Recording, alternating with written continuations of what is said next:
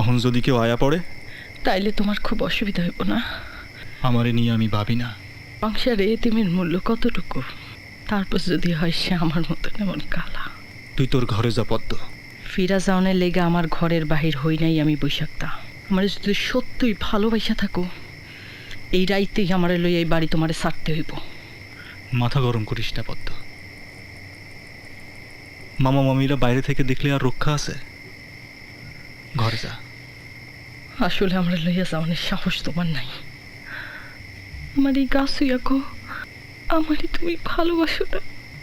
পাশে তাইলে আইস তোমারে কইতে হইব, তোমার কাছে কোনটা বড়, আমি নাই মাটির মূর্তি?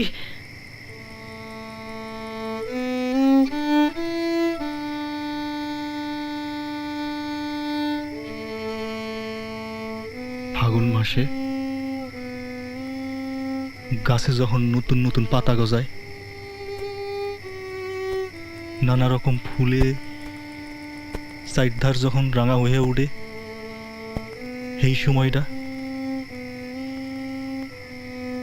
আর বৈশাখ মাসে যে কাল বৈশাখী ঝড় উঠে, এইটা। এই দুইটারেই আমি ভীষণ ভালোবাসি, একটার লগে আরেকটার কোনো তুলনা হয় না পদ্ম। এই সবই তোমার কথার মার প্যাস।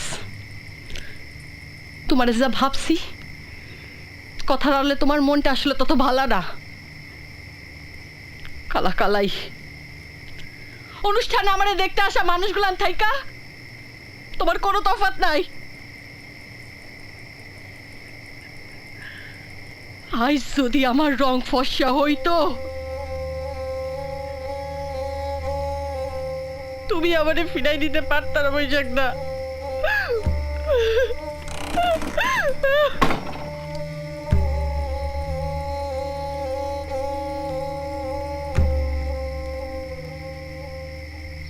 বাইরো, আমার ঘর থেকে বাইরে করতেছি, বাইরো। বাবা একটু ঠান্ডা মাথায় ভেবে দেখেন, বিপদে না পড়লে। কি হলো? আমার কথা কানে যাইতেছে না? আমার চোখের সামনে থেকে দূর হতো না। বাবা অহন আমাকে বয়স হয়েছে, পোলা মাইয়ার সামনে এইসব করাটা আপনার ঠিক না। তগো কাছ থেকে আমার শিখতে হইব। আমি আমার সম্পত্তি নিয়ে যা খুশি তাই করুম। শরীরের রক্ত জল কইরা এগুলির আমি আগলে রাখছি, এগুলো বেচে দিমু আর শহরে বইয়া থেকে তোমরা মজ মারবা। নিজের হাতে সম্পত্তি বানায়া তারপর বেইছো, তাইলে বুঝবা। বাইরা, তোগো দুইটার একটারও আমার চোখের সামনে দেখতে চাই না। বাইরা বাইরা বাইরা কইতাছি, বাইরা।